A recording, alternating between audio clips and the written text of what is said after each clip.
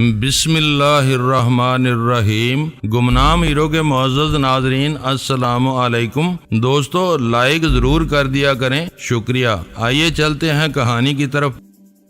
ویرانے کی بو باس اسے بھی پاگل کر دیتی۔ اس منظر کو دیکھ کر اس کی حرکتیں قلب بند ہو سکتی تھی۔ اچھا ہوا وہ میرے ساتھ نہیں آئی تھی۔ اسے اعتماد تھا کہ اس کا بھائی اس کام کے لیے موزوں ترین آدمی ہے۔ وہ ہزاروں صدمے سہ چکا ہے اور ہزاروں ہی مزید بھی سہ سکتا ہے، اس کا یہی خیال تھا، اور اسی وجہ سے موسولینی کے ساتھ وہ خود لاڈلی گاؤں میں نہیں آئی تھی۔ مگر اب وہ جو کچھ سنے گی وہ بھی اس کو سکتے میں ڈالنے کے لیے بہت کافی ہوگا۔ خیراں بالآخر گلی کے آخری حصے میں پہنچ کر ایک گھر کے کھلے دروازے میں داخل ہو گئی۔ وہ وہیں رہتی تھی۔ اس گھر کے صحن میں بندی اس کی بھینس اسے دیکھ کر ایک دم ٹکرانے لگی۔ خیراں تیزی سے اس کی گردن میں ہاتھ ڈال کر بولی، فکر نہ کر چنی، سرکار آ گئے ہیں، تیرے سارے دل درد دور کر دیں گے، تیرے لیے ابھی چارہ منگواتی ہوں۔ ہے تاج دین، جا ذرا اس کے لیے 2 تھدے برسیم لے آ، یہ بیچاری کب سے بھوکی بندی ہے۔ تاج دین نے یہ بات سنی تو بولا، ٹھیک ہے، وہ درانتی اور جال مجھے دے دے۔ یہ کہہ کر وہ خود ہی دونوں چیزیں اٹھا کر باہر نکل گیا۔ اس کی وہ کھوئی ستیا لوٹ آئی تھی اور اس کا رنگ بھی اب بدلنے لگا تھا۔ پتہ نہیں اس پانی میں کیا خاصیت تھی کہ بلا شبہ وہ انہیں نئی زندگی دے گیا تھا، اور میں حیران تھا کہ آخر ایسی بھی کیا بات تھی۔ یہ واردات میرے ہاتھوں تیسری بار مکمل ہو رہی تھی۔ اس سے پہلے مجھے لکھو ڈیر میں بھی یہی حادثہ پیش آیا تھا۔ پھر شب خیر کے میدا کا درد میرے ہاتھوں ٹھیک ہوا، اور اب یہ تاج دین اور خیراں میرے سامنے تھے اور ان کی خوشی کا کوئی ٹھکانہ ہی نہیں تھا۔ خیراں دوڑ دوڑ کر ادھر ادھر پھر رہی تھی۔ ہمارے لیے اس نے صحن میں چارپائیاں ڈال کر سفید چادریں بچھا دی۔ یہ کون ہے موسولینی؟ یہ گرایا صاحب کے مزار فتح محمد کی لڑکی ہے۔ اس کا نام سیرا ہے۔ 2 بھائی ہیں اس کے، ایک منیر اور ایک صغیر۔ کام سارا فتح محمد ہی کرتا ہے، اب بیٹے بھی ساتھ شامل ہو گئے ہیں۔ اچھی گزر ہو رہی ہے ان کی۔ خیراں اپنا غم بھول کر میری خدمت میں جٹ گئی تھی کہ کسی نے کہا مانو تو ایشور نہیں تو پتھر۔ میرے ساتھ بھی یہی کچھ ہو رہا تھا۔ خیراں نے مجھے زمین سے اٹھا کر آسمان پر پہنچا دیا تھا۔ میں البتہ اس کے جانسے میں نہیں آنا چاہتا تھا۔ بلا سے وہ کتنی ہی میری خدمت کر لیتی، میں تو وہی تھا جو تھا۔ من آنم کے من دانم، ایسی بات تھی، مگر وہ اس بات پر تل چکی تھی کہ میرا دل راضی کر کے رہے گی۔ خدا جانے میرے بارے میں کیا کچھ سوچ رہی تھی۔ ہم ایک اجاڑ اور ویران گاؤں کے کھنڈر پر بیٹھے تھے۔ ہمیں آگے کی سوچنی چاہیے تھی۔ ہمارے اور ان مظلوموں کے درمیان شاید صدیاں حائل ہو چکی تھیں۔ کوئی نہیں جانتا تھا کہ وہ لوگ کہاں چلے گئے، مگر خیراں ان سب کا غم بلا کر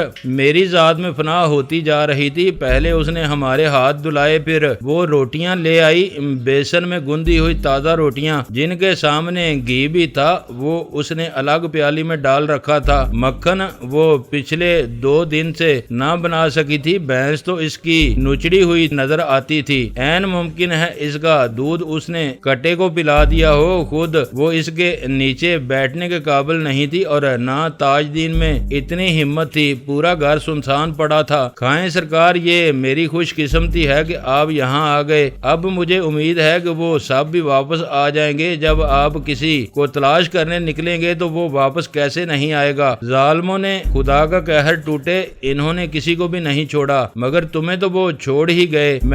وہ دراصل سرکار، میں کوٹھڑی میں نہ ہوتی تو کبھی نہیں بچ سکتی تھی، اور وہ بھی تاج دین کے ساتھ۔ دفع کریں جی سرکار اسے۔ وہ کیا ہے، وہ تو بس مہمان ہے نا، ہمارے حصے کی مار وہ بھی کھا لیتا، اسے کس چڑھ گئی تھی۔ اور بھی ہے نا عجیب بات، گویا دونوں اکٹھے ہی مرنے کو تھے کہ آپ آ گئے۔ خدایا، اس عورت کی زبان اتنی تیز کیوں چلتی ہے؟ لگتا تھا معافی الضمیر اس کے سامنے جلی حروفوں میں لکھا ہوا ہے، جسے دیکھتے ہی اس کے لب ہلنے لگتے تھے۔ تمہارا حال کیا ہے اب؟ میری نبض دیکھیں، میں تو 9 ہو گئی ہوں۔ اس نے اپنی کلائی میرے بائیں ہاتھ میں دیتے ہوئے کہا، حالانکہ میرے دونوں ہاتھ گھی میں تر ہو رہے تھے۔ کلائی اس کی پھر سے ہری بری ہو گئی تھی، نرم و گداز اور دھڑکتی ہوئی हुई। इसकी नब्ज बिल्कुल मामूल पर आ गई थी। मैंने कलाई टटोल कर छोड़ दी। अभी हमने खाना खत्म ही किया था कि ताजदीन वापस आ गया। वो भैंस के लिए चारा ले आया था और इसका चेहरा बता रहा था कि बाहर की ताजा हवा ने इस पर बहुत अच्छा असर डाला है। अच्छा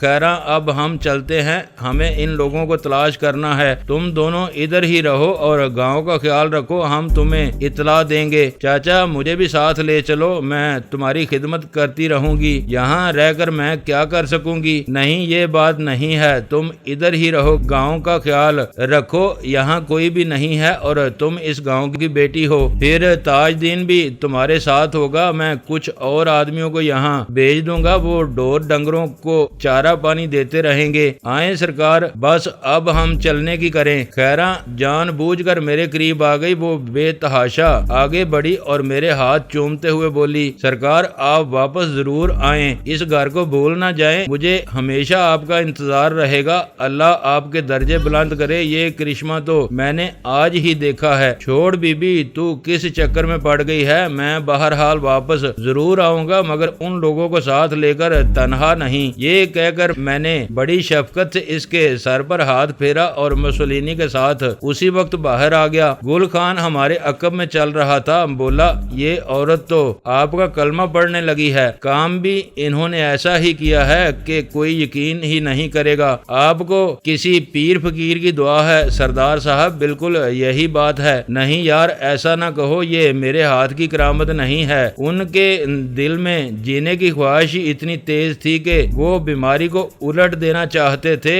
इसमें करिश्मे की कोई बात नहीं है। वो दोनों अब मेरे दाएं बाएं चल रहे थे। उनकी आंखों का तहैयर अब मुझे भी हैरान करता था, मगर मैं तो जो कुछ भी था उनके सामने था। मुझ पर खुदा कैसे इतना मेहरबान हो सकता था? मैं तो खुद दुखों की पांड उठाए हुए था। मैं किसी का दर्द कैसे बांट सकता था? अगर ऐसा होता तो मैं कहीं सुख चैन की जिंदगी बसर कर रहा होता। मेरी तकदीर यूं पांचे से ना निकली पड़ती।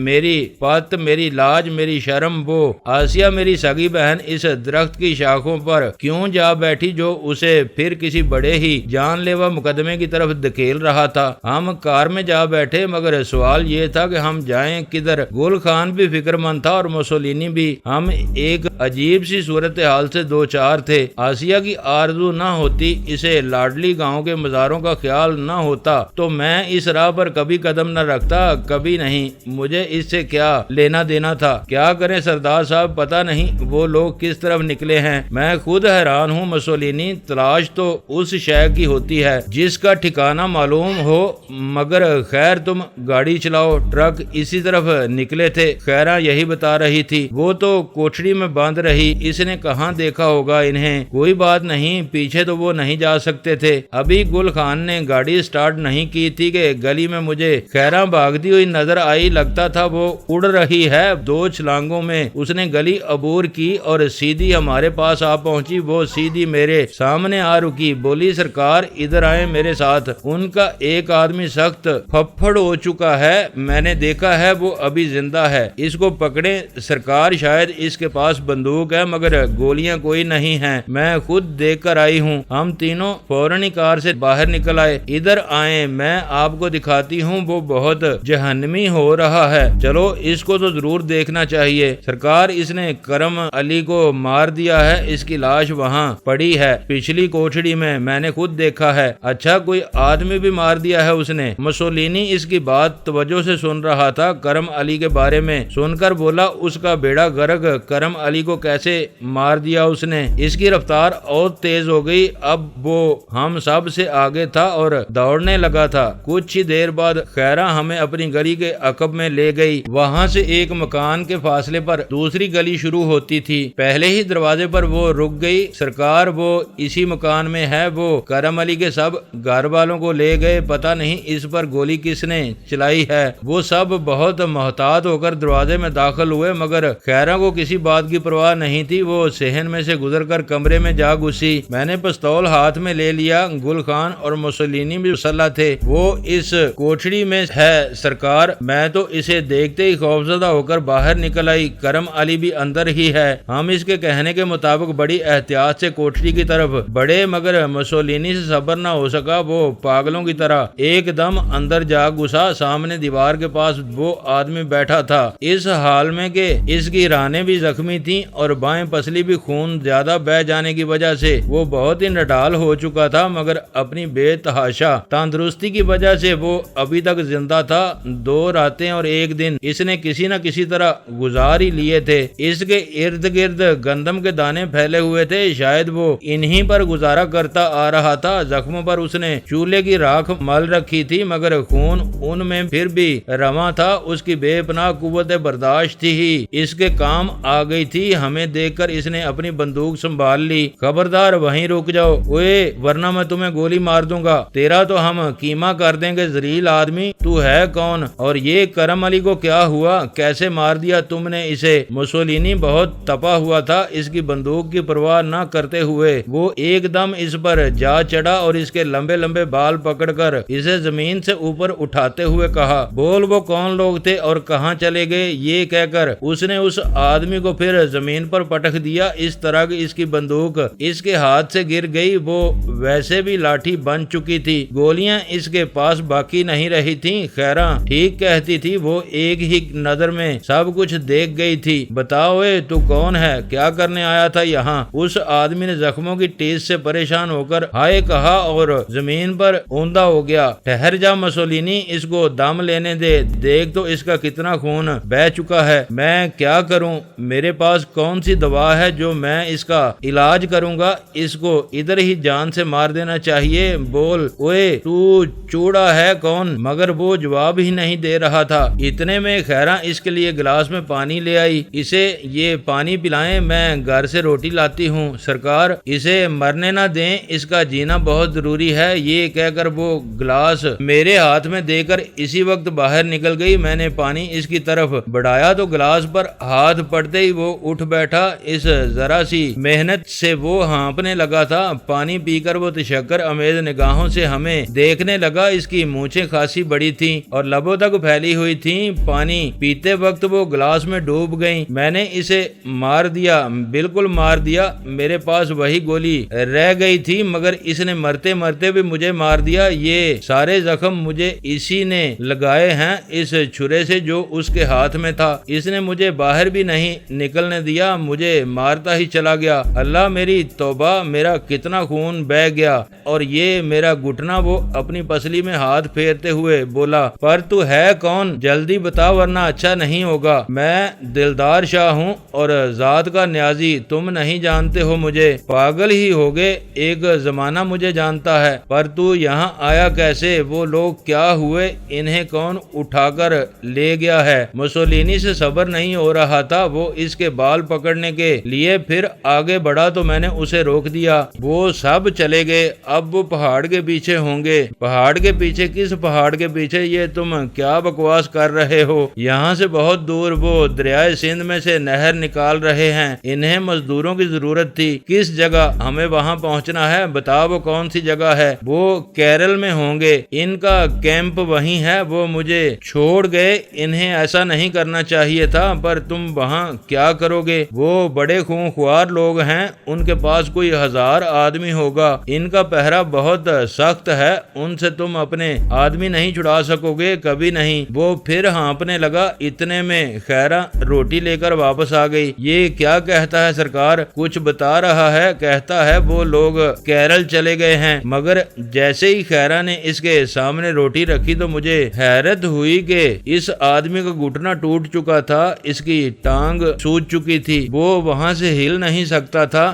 چھرے کے زخم تو اتنے گہرے نہیں تھے جتنے وہ ظاہر کر رہا تھا۔ اس کا مطلب یہ تھا کہ کرم علی نے اس کا بہت ڈٹ کر مقابلہ کیا تھا، یہاں تک اس نے دلدار کا گھٹنا بھی توڑ دیا تھا۔ روٹیوں کی چنگیر اس نے کھینچ کر اپنے سامنے رکھی۔ خیراں اچار لے آئی تھی۔ دلدار نے 7 وقت کے بھوکے کی طرح اسے نگلنا شروع کیا۔ وہ لقمے کو چبانا بھی بیکار سمجھ رہا تھا۔ گھٹنا اس نے چادر کے نیچے چھپا رکھا تھا، اس کا درد شاید بہت ہی ناقابل برداشت تھا۔ اس کے منہ سے سسکاری سی نکل جاتی تھی۔ روٹی کھا کر اسے کچھ حوصلہ ہوا، پھر ڈھیر سارا پانی پی کر بولا، بیٹھو ادھر میرے پاس بیٹھ جاؤ، میں تمہیں بتاتا ہوں کہ کیرل کدھر ہے۔ تمہارے پستول میں گولیاں تو ہوں گی، اتنی مہربانی کرو، مجھے جان سے مار دو، یہ تمہاری مہربانی ہوگی، زیادہ بکواس کی ضرورت نہیں ہے، بتاؤ وہ جگہ کہاں ہے؟ گولی تو ہم تجھے ضرور ہی مار دیں گے، تیرے کہنے کی ضرورت نہیں۔ گل خان نے پہلی بار اپنا شیر ایسا پنجہ اس کی گردن پر ڈالتے ہوئے کہا، اسے میں نے اب تک اس قدر غصے میں نہیں دیکھا تھا، میرا خیال ہے کہ ساری صورتحال سمجھ لینے کے بعد وہ اس قدر غضبناک ہو گیا تھا کہ اس کے سامنے کوئی صحیح سالم آدمی ہوتا تو وہ اس کو ادھیڑ کر رکھ دیتا۔ دلدار کی آنکھیں ابل کر باہر آ گئیں۔ مجھے مار دو، مار ڈالو مجھے، میں نے تمہارا بندہ مار دیا ہے، چلاؤ گولی، میں تو خود چاہتا ہوں۔ اس کا سارا بدن گل خان نے کھینچ کر اوپر اٹھا لیا تھا، گردن پر اس کی گرفت ذرا اور سخت ہوتی تو شاید دلدار وہیں مر جاتا۔ گل خان نے اسے زمین سے اوپر اٹھا کر پھر نیچے گرا دیا۔ اس کا گھٹنا جو ٹانگ سے جھول رہا تھا دوسری ٹانگ کے نیچے آ گیا، درد کی ٹیس نے اسے پاگل کر دیا۔ بڑی مشکلوں سے اس نے زخمی گھٹنا دونوں ہاتھوں سے پکڑ لیا، وہ ایسی تکلیف تھی جو اس سے برداشت نہیں ہوتی تھی۔ پھر بھی گل خان سے جان چھڑانے کے لیے بولا، کیرل پہاڑ پور کے پاس ایک جگہ ہے، تمہارے سب آدمی وہاں ہوں گے، نظر شاہ کا یہی حکم تھا، وہی اس نہر کا ٹھیکیدار ہے، اس کو چھوڑ دو گل خان، آؤ میرے ساتھ، بہت دیر ہو چکی ہے، مجھے معلوم ہے وہ لوگ کہاں ہوں گے۔ گل خان نے پیچھے ہٹ کر اس کا پستول سے نشانہ لینا چاہا، مگر میں نے اس کا بازو نیچے گرا دیا، نہیں اس کو یوں ہی رہنے دو، اور خیراں تم کرم علی کی لاش تاج دین سے کہہ کر اٹھوا لو، یہ اگر مر جائے تو اس کو بھی دبا دینا۔ سرکار مجھے بھی ساتھ لے چلیں، میرے ماں باپ بھی تو وہیں ہیں، تم ادھر ہی رہو، آؤ گل خان اور دفع کرو اسے، مگر مسولینی کو میں نہ روک سکا۔ اس نے پلٹ کر پستول کی گولی دلدار شاہ کے سینے میں اتار دی، یوں لگا جیسے اس کا کوئی ارمان پورا ہو گیا ہو۔ وہ وہیں سینے پر ہاتھ رکھ کر زمین بوس ہو گیا، مگر ان دونوں کا غصہ ابھی تک ختم نہیں ہوا تھا۔ مسولینی تو بہت تپا ہوا تھا، خیراں بھی ہمارے پیچھے لپکتی چلی آئی، مگر جب اس نے میرے تیور دیکھے تو سر جھکا کر دوسری طرف نکل گئی۔ تاج دین اس کے لیے بہت کافی تھا۔ تم نے اچھا نہیں کیا ہے مسولینی، کیا اچھا نہیں کیا ہے، اس پر تو کتے چھوڑ دینے چاہیے تھے، پورا گاؤں تباہ کر دیا ہے انہوں نے، مسولینی نے زہر خند کیا۔ جلدی ہی ہم لاڈلی سے نکل کر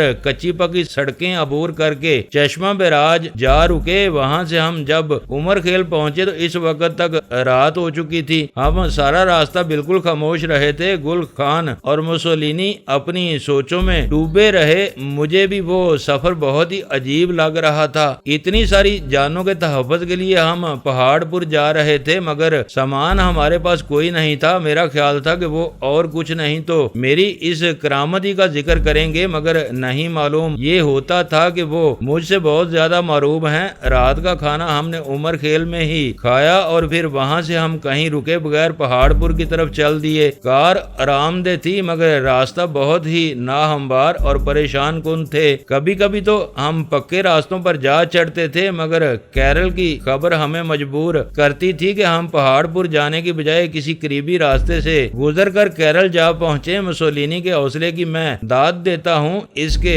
چہرے پر کوئی تھکن نہیں تھی۔ حیرت مجھے یہ تھی کہ ان لوگوں نے اتنی دور سے بیگار کے لیے لاڈلی پر حملہ کیا تھا، اس کی کوئی نہ کوئی وجہ تو ضرور ہوگی، کہیں ایسا تو نہیں کہ علی جو نے انہیں اس گاؤں کا پتہ دیا ہو، سوچتا ہوگا کہ رقم واپس نہ ہونے کی وجہ سے گربی گاؤں جلدی ہی معاہدے کے مطابق اس کی ملکیت بن جائے گا۔ ایسے میں اگر پرانے مزارے وہاں بیٹھے رہے تو اس کی دال وہ مشکل ہی سے گلنے دیں گے۔ اس جگہ وہ کوئی آدمی بسانا چاہتا ہوگا، ورنہ کسی نہر کے ٹھیکیدار کو اتنی دور سے آدمی لانے کی کیا ضرورت تھی۔ ہمارا پورا دن اس سفر میں گزر گیا تھا، مگر ابھی تک ہمیں اس جگہ کا علم نہ ہو سکا تھا جس کی تلاش میں ہم سرگرداں تھے۔ کار پھر کچے اور ناہموار راستوں پر جا چڑھی تھی۔ بالآخر مسولینی نے کار ایک گاؤں کے سامنے روک دی۔ اس وقت رات کے 11 بج رہے تھے اور ہم ایک طویل سفر طے کر آئے تھے۔ میں یہاں کسی سے پوچھتا ہوں کہ آخر یہ کیرل ہے کہاں، کہیں اس دلدار شاہ نے ہمیں چکر ہی نہ دیا ہو۔ ہاں ضرور پوچھو، پہاڑ پور تو یہاں سے ابھی کوئی 40 میل دور ہوگا، یہ علاقہ میرا دیکھا ہوا ہے۔ گل خان نے گرد و پیش کا جائزہ لیتے ہوئے کہا۔ وہ اس سفر سے واقعی تھک گیا تھا، اتنی دیر تک ایک ہی جگہ بے حس و حرکت بیٹھے رہنا کوئی معمولی بات نہیں نہیں تھی، ابھی میرے ساتھ ہوتا تو میرا بھی دل لگا رہتا، اسے کچھ نہ کچھ سوچتی ہی رہتی تھی، اس کے بغیر تو مجھے ہر شے اداس نظر آتی تھی۔ مجھے چاہیے تھا کہ میں لاڈلی میں خیرہ کو بتا آتا کہ کوئی شخص وہاں آئے یا بہن جی ادھر آ نکلیں تو وہ ان کو ہمارا پتہ بتا دے، مگر اس بات کا مجھے خیال ہی نہیں رہا تھا، اور اب ہم ایک لکو دک میدان میں پھنس کر رہ گئے تھے۔ بستیاں بہت دور دور تھیں، زیادہ تر لوگ اونٹوں اور خچروں پر سفر کرتے تھے، راستے ویران پڑے رہتے تھے۔ رات کے وقت ہمیں کوئی آدمی ہی وہاں سفر میں نظر آیا، ورنہ بالعموم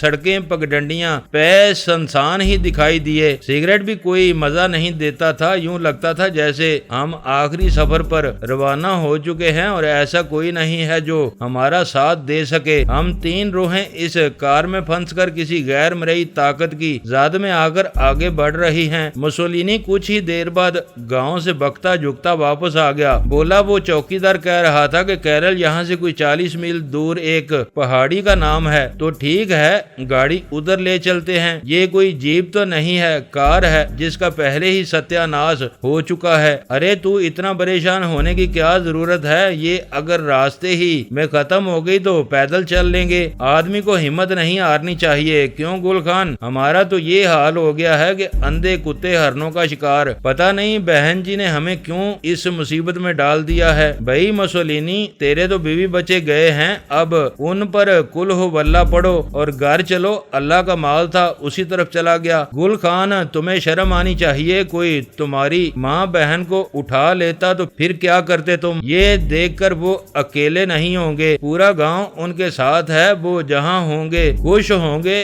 ہمیں پریشان ہونے کی کیا ضرورت ہے؟ میرا تو خیال ہے رات ہم اس گاؤں کی مسجد میں گزار لیتے ہیں۔ نہیں گل خان، یہ کوئی اچھی بات نہیں ہوگی۔ چلو مسولینی، اب گاڑی کیرل کی طرف لے چلو، راستہ تو تمہیں معلوم ہوگا۔ ہاں خان جی، چوکیدار نے بتا دیا ہے، مگر وہ کچھ عجیب سی بات کہہ رہا تھا کہ کیرل میں حکومت کوئی خاص کام کر رہی ہے اور کسی کو اس علاقے میں جانے کی اجازت نہیں ہے۔ ڈکوسلا ہے یہ جو ان لوگوں نے خواہ مخواہ مشہور کر دیا ہے تاکہ عام آدمی وہاں نہ جا سکے۔ تم گاڑی اسٹارٹ کرو، وہ کوئی بہت ہی خنزیر قسم کے لوگ ہیں، ان سے تو ہمیں ضرور نمٹنا چاہیے۔ مسولینی نے گاڑی اسٹارٹ کر دی، بولا چوکیدار کہتا ہے کہ سپاہی وہاں ہر جگہ کھڑے ہوتے ہیں، کم سے کم 20-30 میل کا علاقہ ان کے قبضے میں ہے، جگہ جگہ انہوں نے چوکیاں قائم کر رکھی ہیں، تم فکر نہ کرو، میں سب دیکھ لوں گا۔ بہن جی نے ہمیں بلا وجہ ادھر نہیں بھیجا ہے، وہ لوگ کسی زبردست مصیبت میں پھنس چکے ہیں، یہاں کوئی پختہ سڑک بھی ہوگی، اس کا پتہ کرو۔ اس گاؤں کا کیا نام ہے؟ یہ تارا گڑھ ہے، چوکیدار نے یہی بتایا ہے۔ کچھ ہی دیر بعد مسولینی نے کار اس گاؤں کے قریب سے گزار لی تو معلوم ہوا کہ وہاں ایک کچی سڑک مغرب کی طرف جاتی ہے۔ ہم اس پر جا چڑھے، میں نے سگریٹ سلگا لیا، رات زیادہ ٹھنڈی ہو گئی تھی۔ گل خان نے تمام شیشے بند کر دیے، بولا تو بھی کوئی سگریٹ پی لے۔ مسولینی، پتہ نہیں کس نے یہ تیرا نام رکھ دیا تھا کہ اصل مسولینی کو تو پھانسی ہو گئی تھی، کیوں خان جی؟ میری تاریخی معلومات صحیح ہے نا؟ ہاں، وہ بیچارہ اسی طرح مرا تھا، شکست کھا گیا تھا، مگر تھا وہ بہت دل گردے کا آدمی، سنا ہے اس کا ایک گردہ 2-2 کلو کا تھا۔ گل خان مذاق کے موڈ میں تھا۔ یہ تجھے کس نے بتایا ہے بھائی؟ کیوں مذاق کرتے ہو؟ نہیں جی، اس کا بعد میں چیر پھاڑ کیا گیا تھا، پتہ نہیں یہ اپنا مسولینی کیسے بچ گیا، مگر یہ ہے بھی تو نکلی۔ مگر چپ رہ یار، مجھے غصہ نہ دلا، میں خود پاگل ہو رہا ہوں، تجھے مسخری سوج رہی ہے۔ ہاں بھائی، یہ بری بات ہے، وہ پہلے ہی بہت پریشان ہے۔ میں نے مسولینی کا کندھا دباتے ہوئے کہا، تو فکر نہ کر یار، یہ اپنی زندگی کا سب سے بڑا مارکا ہوگا، سب کو ہم ذلیل کر کے رکھ دیں گے، اتنا کہ وہ پھر سر اٹھا کر نہ دیکھ سکیں گے۔ میں اسٹین گن کھول کر اس کے چیمبر کی گولیاں گننے لگا، ان سے تو میں ایسا بدلہ لوں گا کہ ان کا بیج ہی ختم ہو جائے گا۔ ان کتوں سے مسولینی کی گرفت اسٹیئرنگ پر اور زیادہ مضبوط ہو گئی تھی۔ چوکیدار نے ٹھیک ہی کہا تھا۔ بالآخر ہم ایک ایسے مقام پر جا پہنچے جہاں ہمارے سامنے بلندی پر ایک چھوٹا سا لکڑی کا کیبن بنا ہوا تھا اور اس کے سامنے 2 آدمی باہر کھڑے تھے۔ چٹکی ہوئی چاندنی میں ان کا ملیشیائی رنگ کا لباس ہمیں یہی بتاتا تھا کہ وہ کسی گارڈ کے آدمی آدمی ہیں، 4 کتے ان کے دائیں بائیں کھڑے تھے۔ دور سے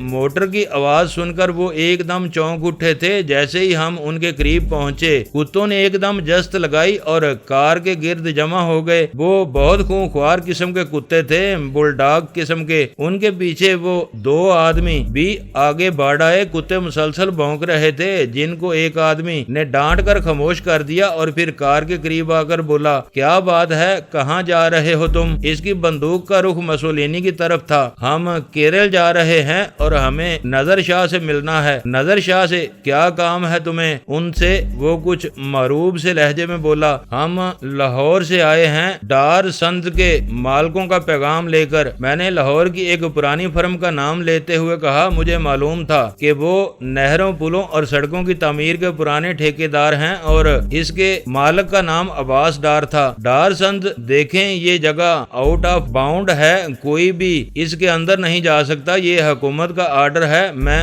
آپ کو آگے جانے کی اجازت نہیں دے سکتا۔ بھائی تم ہماری بات سمجھو، ہمیں یہاں نظر شاہ سے ملنا ہے۔ دلدار شاہ کو جانتے ہو نا تم؟ دیکھیں بھائی جی، آپ کار واپس لے جائیں، نظر شاہ اس وقت آپ سے نہیں مل سکتے، یہاں اندر فوج رہتی ہے، کہیں کو ادھر جانے کی اجازت نہیں ہے۔ کیوں جھوٹ بولتے ہو بھائی؟ فوج یہاں کیا کر رہی ہے؟ مجھے سب کچھ معلوم ہے اور عباس ڈار نے ہمیں اسی لیے بھیجا ہے۔ میں تمہاری کوئی بات سننے کے لیے تیار نہیں ہوں، میرے ساتھ آؤ، میں پہلے کرنل صاحب سے بات کر لوں۔ آؤ، یہ کہہ کر وہ کیبن کی طرف پلٹ گیا۔ میں بھی اس کے ساتھ چل دیا۔ کیبن میں ایک چھوٹی سی میز پر وائرلیس کا سامان پڑا ہوا تھا۔ اس نے ریسیور اٹھایا مگر پھر میز پر رکھ دیا۔ بولا، میں اس وقت انہیں کیسے جگا دوں؟ بہتر ہے آپ صبح 9 بجے آ جائیں۔ کیا کرتے ہو بھائی جی؟ یہ پیغام بہت اہم ہے، صبح تک نہیں ٹالا جا سکتا ہے، کچھ سمجھنے کی کوشش کرو۔ اچھا ٹھہرو، میں میجر قدیم خان سے بات کرتا ہوں، وہ اس وقت ڈیوٹی پر موجود ہوں گے۔ یہ کہہ کر اس نے پھر ریسیور اٹھا لیا۔ ہاں پھر کیا ہوا ہے تمہیں؟ دوسری طرف سے کسی کی باری برکم آواز سنائی دی۔ وہ آواز اتنی بلند تھی کہ مجھے بھی سنائی دے گئی۔ وہ جی کوئی آدمی آئے ہیں لاہور سے، وہ کرنل نظر شاہ سے ملنا چاہتے ہیں ابھی اور اسی وقت، کہتے ہیں انہیں لاہور سے عباس ڈار نے بھیجا ہے۔ دوسری بار کوشش کے باوجود جواب نہیں سن سکا مگر پھر وہ اسی لہجے میں بولا، میں کسی عباس ڈار کو نہیں جانتا، ان تینوں کو ادھر ہی روکو، میں خود آ کر دیکھتا ہوں۔ یہ کہہ کر دوسری طرف سے رابطہ ٹوٹ گیا۔ اس آدمی لالٹین کی روشنی میں مجھے پھر بڑے غور سے دیکھا۔ بولا، تم 3 آدمی ہو؟ ہاں۔ کیا کہا ہے انہوں نے؟ اپنے ساتھیوں کو بھی ادھر بلا لو، میجر قدیم خان خود آ رہے ہیں۔ یہ کہہ کر اس نے ایک بار پھر بندوق اٹھا لی۔ انداز اس کا ایسا تھا کہ وہ آسانی سے میرا نشانہ لے سکتا تھا۔ وہ میز کی دوسری طرف کھڑا تھا۔ ان کو اندر بلا لو، آواز دو انہیں۔ میں نے اس کی بات کو نظر انداز کرتے ہوئے ایک دم بیچ کی میز اس کی طرف اتنی تیزی سے الٹ دی کہ وہ اپنا توازن برقرار نہ رکھ سکا اور کیبن کی دیوار کی طرف الٹ گیا۔ اتنی سی مہلت میرے لیے بہت کافی تھی۔ میں تیزی سے اس کے پاس پہنچا تو اس وقت وہ بندوق اٹھانے کی کوشش کر رہا تھا کہ میں نے اس کے منہ پر ایسا خوفناک جھامپڑ دیا بائیں ہاتھ کا کہ اس کا جبڑا دوسری طرف نکل گیا۔ ایک عرصے کے بعد میں نے وہ ہاتھ آزمایا تھا، اس کی شکل دیکھ کر میں خوفزدہ ہو گیا۔ نچلا جبڑا ایک دم دائیں طرف نکل گیا تھا، بندوق اس کے ہاتھ سے گر گئی۔ دوسرے ہی لمحے میں نے اس کی گردن مسل دی اور پھر وہ وہیں ڈیر ہو گیا۔ اس کی آنکھیں یوں کھلی کی کھلی رہ گئیں جیسے دمے مرگ کسی کو کسی کی آمد کا انتظار رہ گیا ہو۔ اس کو وہاں گرا کر میں کیبن سے باہر نکلا تو دوسرا آدمی ابھی تک گل خان اور مسولینی کو بندوق کی زد میں لیے کھڑا تھا اور چاروں کتے اس کے گرد یوں چکنے کھڑے تھے کہ اس کے ذرا سے اشارے پر مد مقابل پر پل پڑتے۔ اس آدمی کی ایک نظر کیبن پر تھی مگر اندر کا منظر وہ نہیں دیکھ سکا تھا۔ اس کو قابو کرنا میرے لیے بہت ضروری تھا۔ اتنے میں مجھے دور سے گھوڑوں کی ٹاپوں کی آواز سنائی دی، شاید وہ قدیم خان تھا۔ ہے تمہارا ساتھی تمہیں اندر بلا رہا ہے، کہتا ہے ان دونوں کو بھی ساتھ لے کر کیبن میں آ جاؤ۔ میں نے کیبن سے 2 قدم باہر نکل کر کہا، اس نے قدیم خان سے بات کر لی ہے۔ میری آواز سن کر وہ تیزی سے بولا، چلو تم دونوں باہر آ جاؤ اور کیبن میں چلو۔ اس نے گل خان اور مسولینی کو مخاطب کیا مگر وہ دونوں باہر نہیں نکلے۔ سنتے نہیں ہو تم؟ باہر آ جاؤ۔ وہ پھر بھونکا۔ اس اثناء میں اس کے پاس جا پہنچا۔ کار ہم سے کوئی 8 قدم دور تھی۔